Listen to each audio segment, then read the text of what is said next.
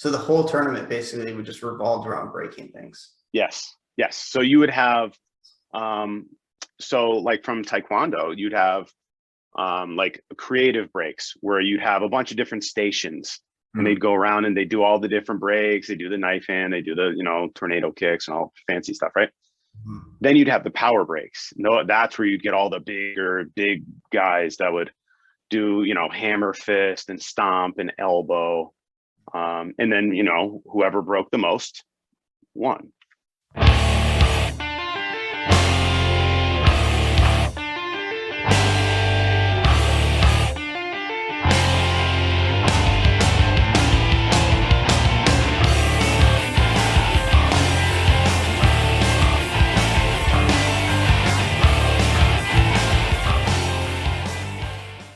Hello, everyone. Welcome back to Conversations from the Hearth. This morning, we are joined by Junior Bashta of Bashta's Martial Arts. Sir, good to see you this morning. Yeah, thank you for having me. It's exciting to have you. So can you tell us a little bit about yourself, sir?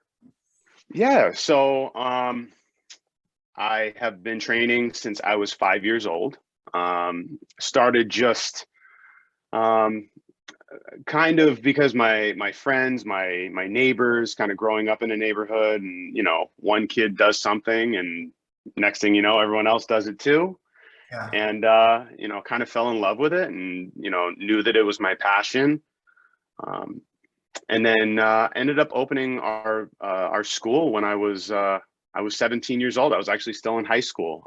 Opened it along with my parents, and yeah, we're 16 years in now.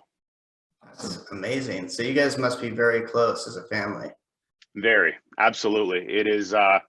It's something that my father also trained. When I was younger, he kind of jumped in a little bit after I had started, and it was something that kind of kept us close. It was kind of a bond that was kind of created, and now I've passed that on to my children as well. So yeah, it's a big happy family for sure. Yeah.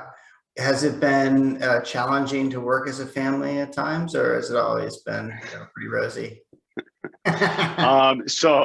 So what I will say is that it definitely blends the family dynamic when there are family things that are communicated within the walls of the school, and then vice versa. I mean, it seems like the main topic at hand at Sunday dinner ends up being the next marketing strategy, or how we're going to handle whatever. So I would say it's different. I mean, it's definitely not like most people's situation, but I love it.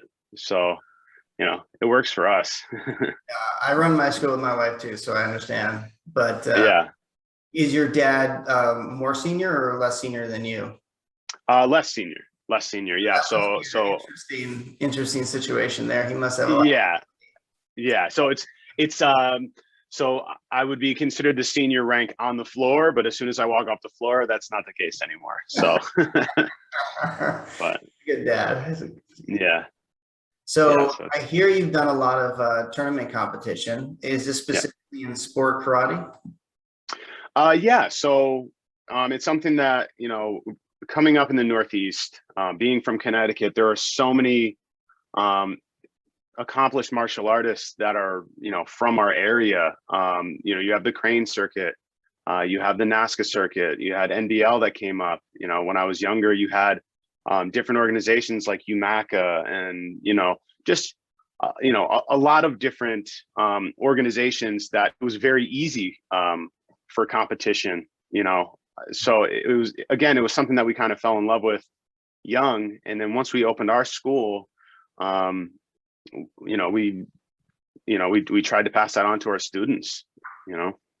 That's awesome.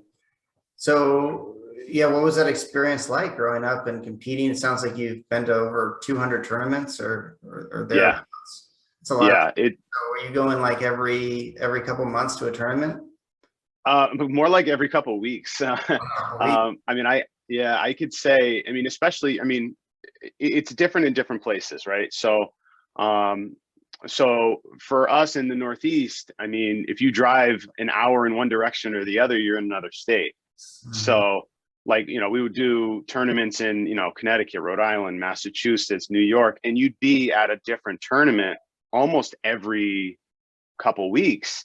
And you'd see the same group of people, but you'd kind of create, those close bonds with people outside your school. It was nice, it was cool. It was kind of, similar to people doing, travel league baseball or basketball or whatever, Yeah. Yeah, I actually grew up in Rhode Island, so I know that area. I was part of the USTU though, so I don't know if you Oh, okay. Yeah. my competing when I was There you go. Yeah, we're in Warwick all the time. Gotcha. Warwick, Rhode Island, more than I care to be, but we're a Grandmaster lot. Jin Sup Hong in Rhode Island. I'm sorry, what was the name? Grandmaster Jin Sup Hong in Rhode Island. That sounds very familiar. Yeah, he was my original master in Rhode Island. Wow. They're friends with Yeah. It's a very close-knit community, especially, within our area. You have, a lot of very accomplished, martial artists. Like, my original instructor was, Grandmaster Alex Ziwak, and he learned under Tae-Hee Lee and Hee-Il Cho. So if Wow. growing up, I, went to, Grandmaster Hee-Il Cho seminars, That's awesome. all the time. It was cool. It was really cool. Sure. That's cool.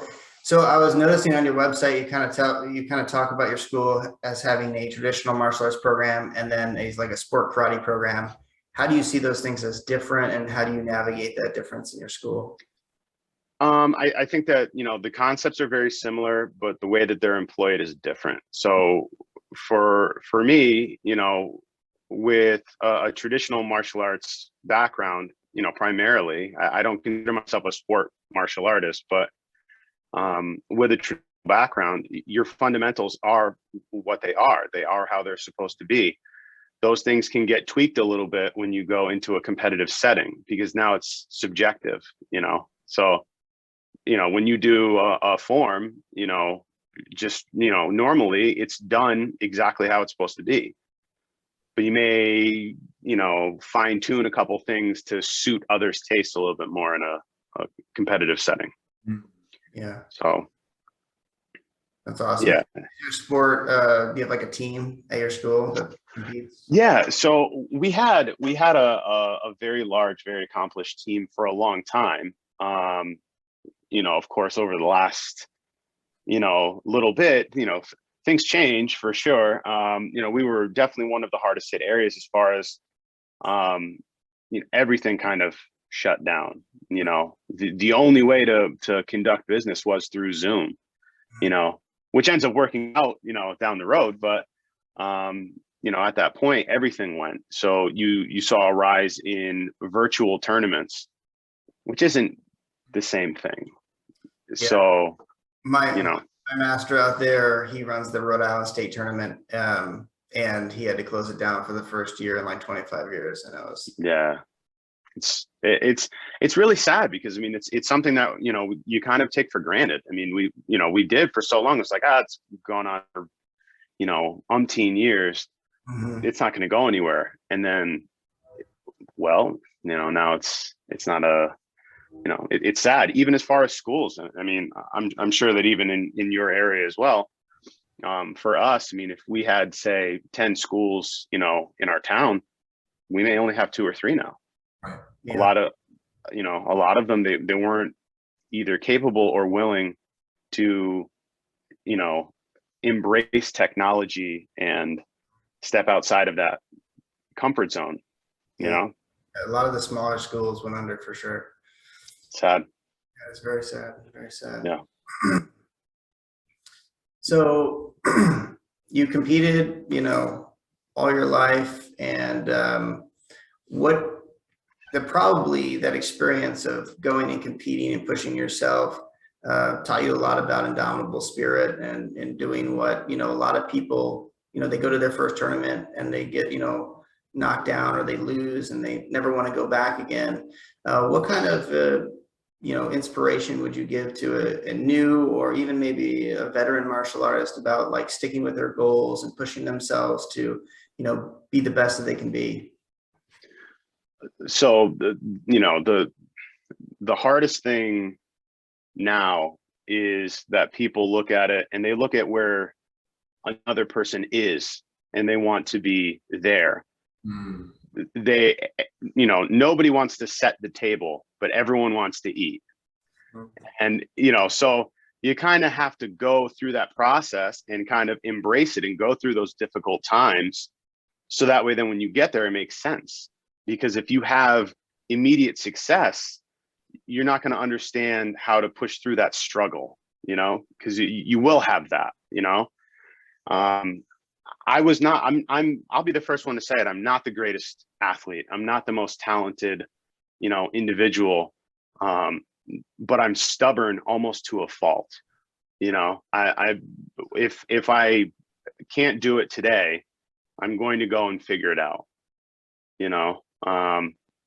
and that's kind of what I embraced as a coach as well is, I get more out of seeing other people do than I did out of seeing myself do. It means more for me, and that's definitely not for everybody, but for that new person coming in, it's just the fact of just enjoying it, embracing it, understand there's going to be, ebb and flow. It's not going to be a steady straight line, and just enjoy the journey. Yeah, absolutely.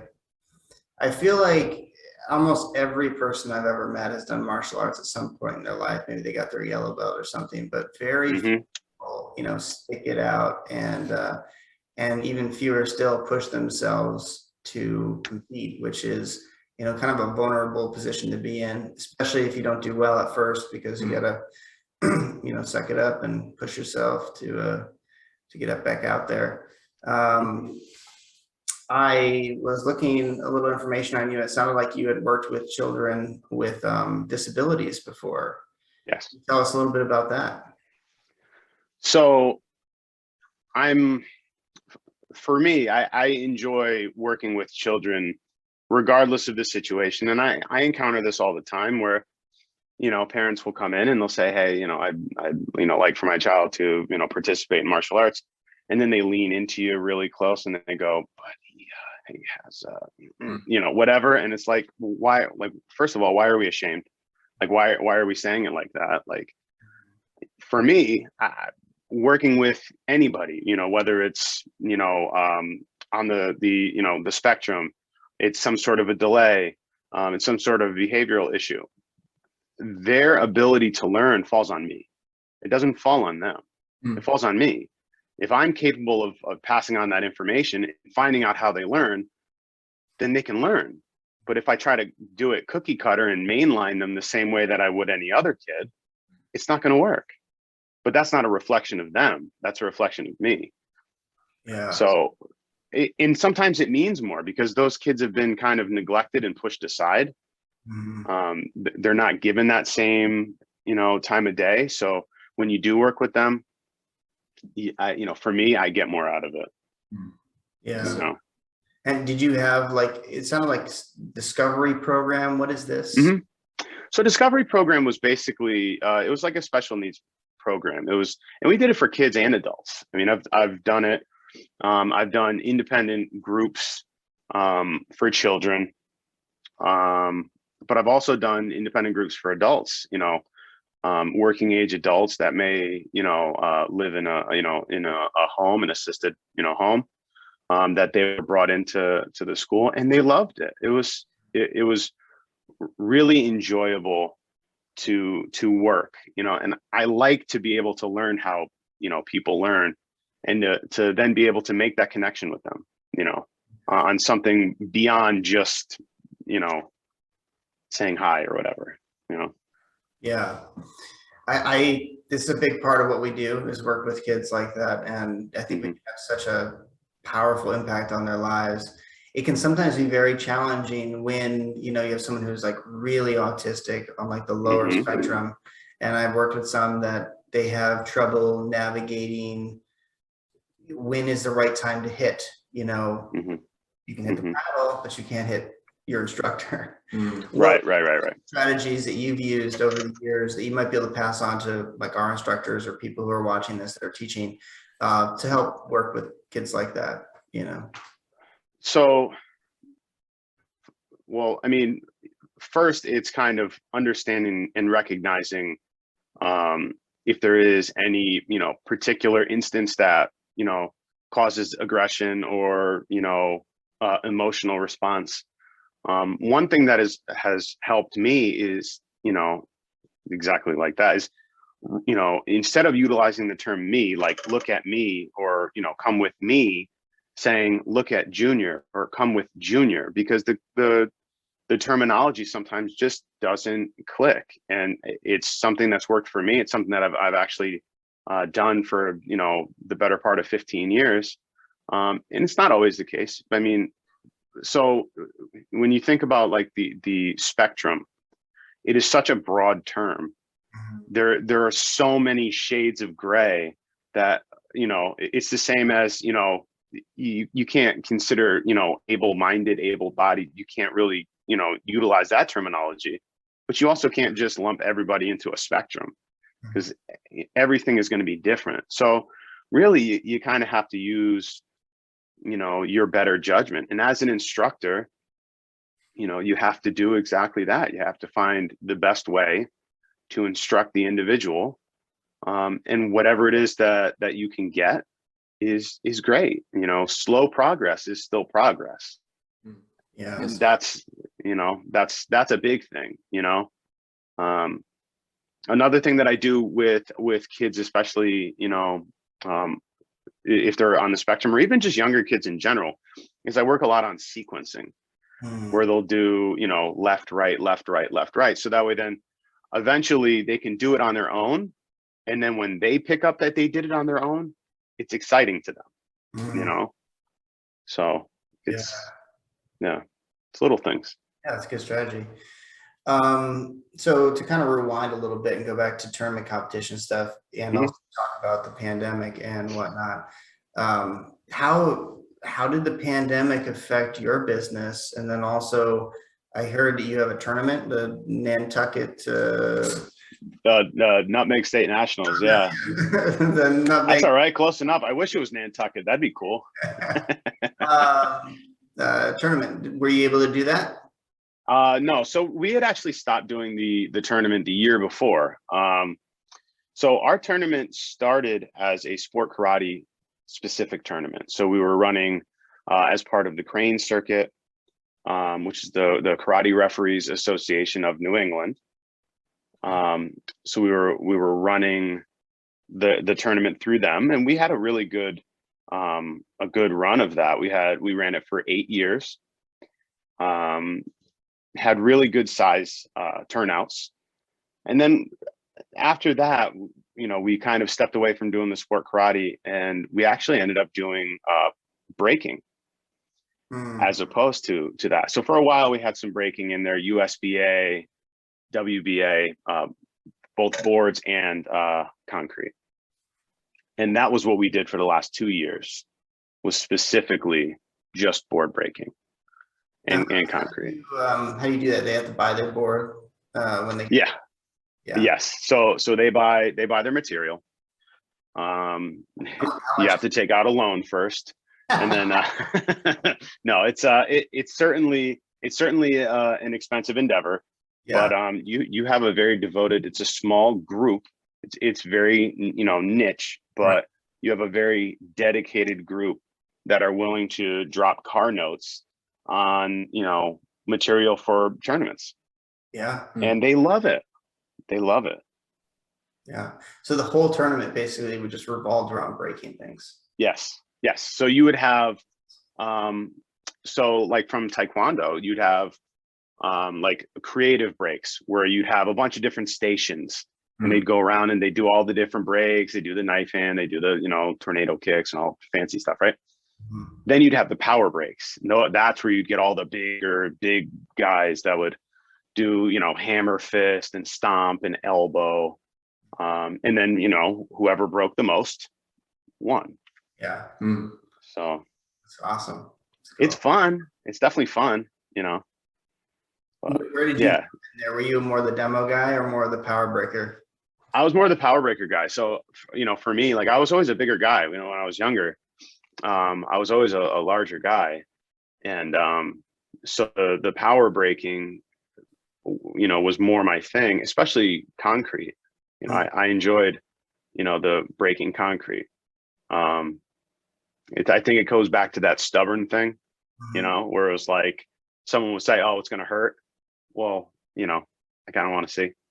So I would do it, you know, and it hurt. But you know, you do it. When the kid breaks and, you know, the parent is surprised that it hurt, you know, it's like, well, he broke it. It shouldn't hurt. It's like, no, he's breaking through like wood or concrete, you know, it's going to hurt. Yeah. Oh, absolutely. It's gonna hurt Absolutely. less if you break it, but it's still going to hurt. Yeah. Absolutely. Yeah. So, I mean, that's an interesting one in and of itself when you get the, you know, parent reactions to things that their kids are doing. And I try to tell the parents all the time, you know, I joke with the parents, you know, it's kind of a way for me to, you know, make connections with them. Yeah. And I'm like, well, you didn't sign them up for chess, right? Like, you know, they're going to get hit, you know, or I'll tell them, I'll say, you know, martial arts is, you know, there's going to be contact. I mean, martial arts without contact is dance. Yeah, absolutely. You know, it's, it is, you know, it is funny how that you didn't have to used to explain that nearly as much as I feel like you have to now, you know? Yeah. This was the obvious that there's going to be some contact and, you know, you're learning to be a warrior. What do you expect? Absolutely. You know, it's different. And it's really, really easy, you know, for us to say, you know, I hear people, you know, and I've said it myself in a joking manner where you're like, I'm worried about this generation. And it's like, it's not really this generation, you know, this generation is kind of like that because they were allowed to be like that. And the generation before us said the same thing about us, you know, so it'll constantly be like that. It is different though. There's a lot of differences. One thing that I notice about kids in martial arts now is because of, you know, the instant gratification of, you know, video games or, you know, being on doing all this, right? They want everything now. We were just talking about this in our last podcast where it's so easy to learn so much so fast on a very superficial level these days. You know, especially with YouTube, you can get on there and you can learn like 100 different submissions in like a couple hours, and you get the golden nuggets from like the grandmaster who he spends his entire life figuring out one little tweak to the technique that makes it so much more effective. And you can get like all of those lined up and just pound them out, and then you can think like you really know a lot about martial arts, but then when you actually get in there, you start rolling around, you start sparring, you're like, I don't know how to put any of this into action. And you realize you really don't know anything. But the problem is sometimes that can be a hard thing to articulate and teach to a student in a, you know, without taking years and years and years of time on the mat. And that tacit knowledge, the knowledge that is learned through doing, that is really hard to put into a video and articulate with words, that is something that I feel like is not appreciated enough in modern times. You know, I get a lot of kids coming in and I'll tell them something. I'm like, man, I spent 30 years figuring this little bit out and I'm so proud. I'm so excited to share this with them. And they're like, okay, yeah, next, you know, and I'm like, no, like look deeper. Like I just said to you was so insightful and you don't even appreciate it. It's kind of the TikTok generation. It's, you know, everything fits into little tight, you know, compact nugget, and then it's to the next one. The other thing is, you know, children in general. I mean, obviously not all children, but pretty much all children. They listen to respond. They don't listen to absorb. They're not listening to what you're telling them to take what you're saying and apply it. They're listening so you'll stop saying words so that they can then say words. Yeah. That's, you know, that's kind of how it works. And I mean, that's like what happens. You have Yeah, go ahead. Do you have like a little warriors program or like a little ninjas or something like that? Like a 3 to 5 year old? Yeah. Oh yeah. We call them our baby bulls. Do you ever have, I'm sure you had this experience a million times where you're like, okay, guys, and you start to ask a question, and before you even ask your question, you got like 10 hands raised up, and they're all like, I'm ready to go, I'm ready to go. It's like, Yep. you don't even know what the question is. You don't know Exactly. if you can answer it, but you're ready, you know? That's That's it. kind of how little kids think, you know, they're already primed to say what they're going to say. They're not even listening to what you're saying. Yeah. They are the absolute inverse of teenagers. So when they're little, they are more than happy to raise their hand and answer the question, even when they don't know. Teenagers look at each other, because I have a lot. I mean, that used to be like the lost age group. You didn't have that because karate's not cool at that age, right? But you know, we have a lot of those where they will stand there, fully know the answer to your question, and refuse to raise their hand because they don't want to look uncool. Yes, that's true. You know? Yeah. So, because they don't want to look like a nerd, like, oh, you, of course you know it. Right. You know? But yeah. Challenges of teaching, but that's what's fun. Yeah, absolutely. I love it. It's a really interesting, strange way to make a living. I mean, I explain it to people. I'm like, I'm living the dream. I work barefoot. You know what I mean? Like, who can really say that? Like, That is a great quote right there. I love it. Yeah. You know, people would kill for that. You know, I'm just living the dream. That's it. But no, it's great. That's awesome. Well, it's been great having you on. Jesse, do you have any questions for guests? Do. So going back to working with students, you know, young or old, with disabilities or with, you know, some kind of difference, right, in their learning style. I had the opportunity a couple of years ago to work at a camp for the blind out in California. And, you know, we went in and learned from day one how to sort of navigate some of those differences. And this is more of like a personal anecdote, but I'm wondering if you have any moments or stories like this. But one of the boys who was out there, he was around my age at that time, you know, maybe 19 or 20, and, you know, fully blind. Blindness is a spectrum as well. You know, so often we think, okay, well, of course, you either see or you can't. But there's people that are like, well, I can perceive whether it's light or dark, or I can kind of, you know, make out this thing, or if I get really close, I can see perfectly, but I just can't see. Anyway, right. I will never forget this moment where, you know, we turned on some music, and it was one of the dance parties. And if you have not been to a blind dance party, it's amazing. It's so amazing. It sounds amazing. There's no fear. It's just, you know, because nobody can see you. And so you see the most natural, unapologetic dance ever. And one of our co-counselors was a martial artist, a blind martial artist. And instead of, you know, dancing in a sort of traditional way, he just would go through his forms to the music. And oh, that's cool. That image has stuck with me. You know, even before beginning my martial arts training, I always loved that. And I was wondering if you have any really standout moments of working with that population that you kind of hold dear. So I can say that, you know, probably it's probably been about 16 years ago. I had a family come in, and the daughter was autistic and the son was autistic. The daughter was maybe 4 and the son was maybe 2. Whoa. And I remember actually working with both of them and being able to kind of work with them. And that was actually my first exposure. That was my first time ever working. I mean, it's as an instructor, you never want to say, I can't work with your kid. Absolutely. Right? It doesn't, you know what I mean? It doesn't matter. Like that speaks to your ability to, you know, convey information. So of course, at that age, I mean, I'm like, yeah, I can do that.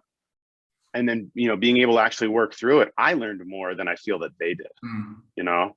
So being able to, you know, get it across and be able to work, I found that more enriching for myself than anything. And it kind of adjusted and shifted the way that I looked at everything else. Because I mean, when you're kids, I mean, I think that a lot of people say, you know, very hurtful, mean things about people that, you know, may not learn the way that you learn. And kids can be very mean.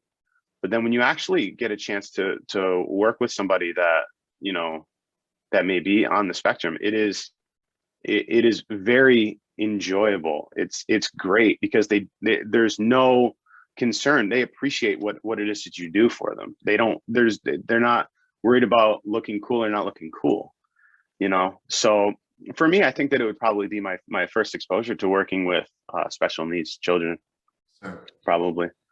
But I love being able to work with, whether it's somebody that's deaf or somebody that's blind, and challenging myself because they don't have the same. So like, if you are blind, you're probably not a visual learner, right? Of course. So if you're deaf, you're probably not an audible learner. So now that kind of, you know, narrows it down. Are you tactile? Are you visual? Are you verbal? Are you, you know, what? So now breaking down the way that you learn, it's fun for me. It's like a Rubik's Cube. Yes, sir. You know, It seems like you really enjoy teaching, and I find that really refreshing. I mean, I wish everyone was like you and the way that they approach teaching, but sometimes I find instructors get into teaching because it's the next step in their progression as a martial artist, and they really just want to get the ego of being the head honcho and having underlings and all that kind of thing. But it seems like we are kindred hearts in this idea. Like when I work with kids, it's like a problem to be solved. How can I help them the best to achieve the best success for them? right. You know, and every kid comes in differently. You know, you get the kid who comes in, he's screaming and moving all over the place, and we're really just working on getting him to develop some self-control, and that can be a really challenging, nuanced thing. You know, for some kids, you gotta, you know, just give them structure. They've never had structure before, and so just having structure in your body, like self-control in your body, teaches them a lot about how to have it in themselves. Other times, you know, you have to, become their friend a little bit. You know, sometimes you have to chide them a little, you know, and there's just all these different, like, you know, techniques that we need to use to get them to obey.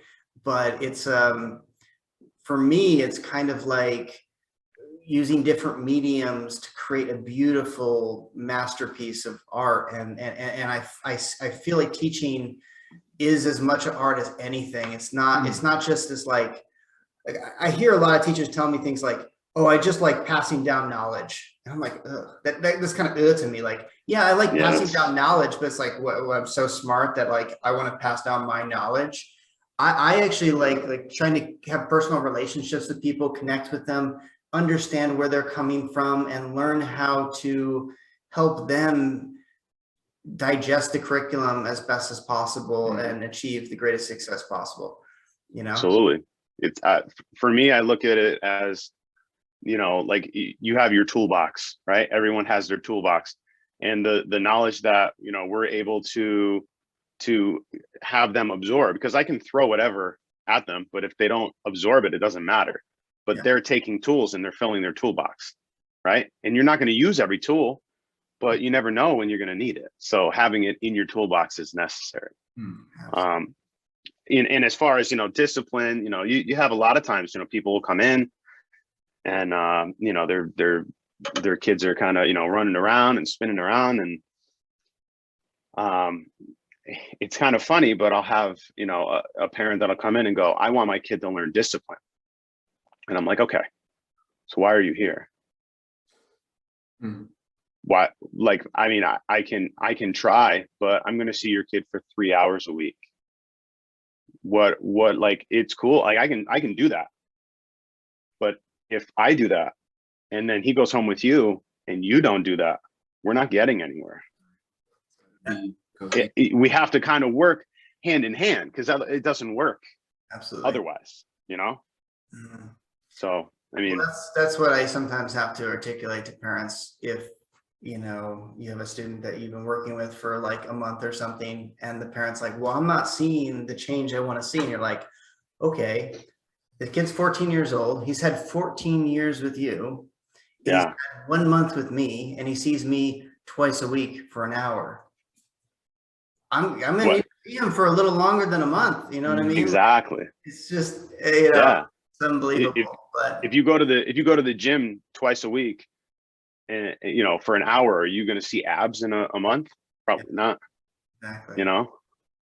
So, I mean, that's, you know, that's a great thing to articulate to the parents. And, you know, we try to do the same thing at our school. Is like, we are working together to achieve success in your child. And sometimes, you know, I know, because I'm a parent myself, despite your best efforts, you get into a bad relationship with your kid where, you know, everything you say is just not heard anymore. And you really need someone to come from the outside, not saying that I'm any better than the parent, but I'm a different person. I'm from the outside. And if you can lift me up a little bit, I can use that authority to help reshape your child so that they can bring it home to you. But we have to be on the same team, you know, working on both sides. Yeah, it has to do with being a non-biased voice. When you hear that third party say the exact same thing that the parent said, it clicks different in a kid. Absolutely. Absolutely. Okay. One last question before we let you go. The question that all those sassy teenagers want to hear. Have you ever used your martial arts for self-defense? And do you have a fun story to tell us? So I have. I mean, you know, growing up, I'm an 80s baby. I grew up in the 90s, and we fought back then. We didn't do this that much. We did this more. I mean, it's just how it was. Not necessarily something that I'm proud of, but certainly did. And I will say this, I mean, regardless of how long I've done this for, there's a lot of theoretical martial artists. There are people that think that because they train in martial arts that they are foolproof. I'm here to tell you that's not the case whatsoever. I mean, you may think that you know what you're going to do, but that doesn't always work. I remember being, you know, young, maybe elementary school age, and, you know, feeling, you know, pretty good. You know, I train, I'm tough, I could do this. And, you know, just getting roughed up on the playground and going, wow, that's not how I expected it to go at all. But I mean, that's, you know, it's kind of how it goes. You know, you win some, you lose some. Definitely been on both sides of the coin. But yeah, I mean, you know, I'm very thankful that you know, I had my martial arts training, because at least when I got socked, I knew how to break my fall. So that was good.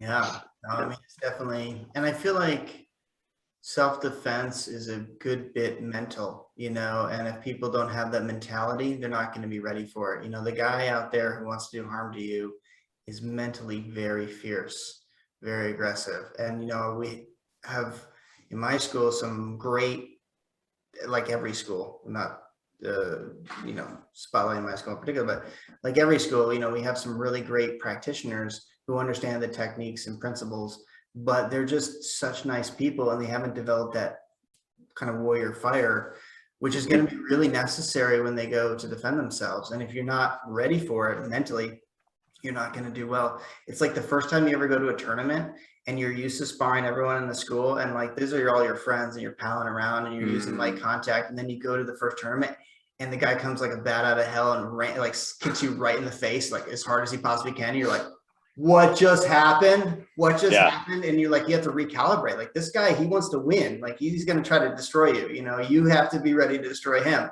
And that same reality that you face when you go to tournament, that's why I think tournament competition is so important. And I competed, you know, all the time, every month when I was growing up as well, is developing that mental fire is just, it's essential. I you know, in the martial arts, that's what, you know, the black belt symbolizes, is that you have that inner fire to be used at a time of need. Right. I mean, you know, for me, there are three different ways to approach a, you know, confrontation: fight, flight, or freeze.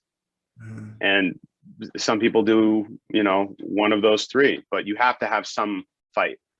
I unfortunately, was bestowed with pretty much all fight, not a lot of flight, which, obviously helped me when I was, little, getting into fights. But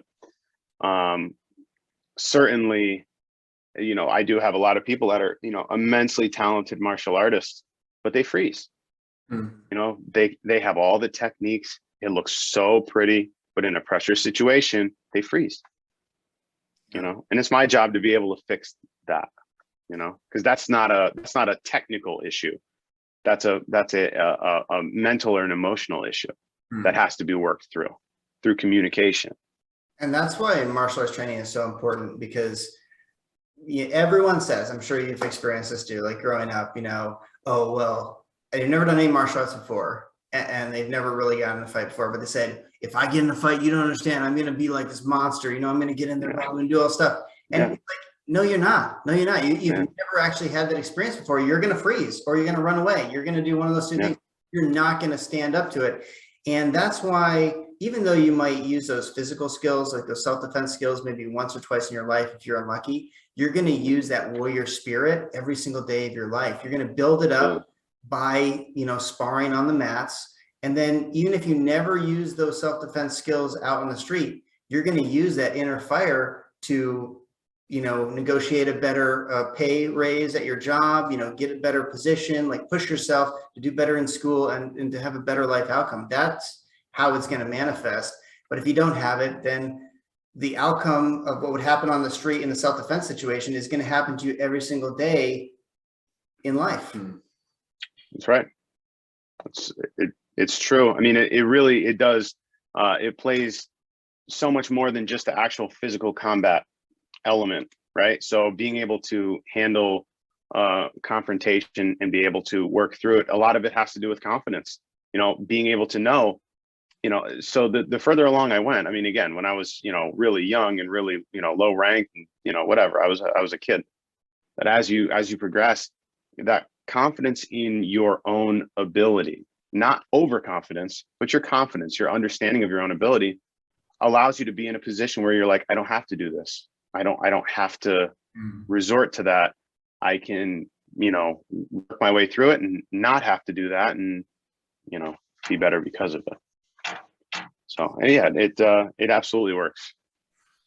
Well, thank you so much for coming on our show. It's been a real pleasure and honor, and Absolutely. I wish you best of luck with your school. I know this is still, we're not out of the woods yet, and these are difficult times, but I feel like things are looking up, and hopefully, things will get better. And I wish you the best of luck with your tournament and your school and everything. Yes, absolutely. Thank you guys so much for having me. It was great. Yeah, it's been a pleasure. If you enjoyed that podcast, please consider liking and subscribing to our YouTube channel, as well as hitting the notification bell. We offer in-person, group, and private lessons at our facility in Kyle, Texas, as well as virtual lessons anywhere in the world. If you'd like to learn more about our programs, you can find us online at risingphoenixtkd.com.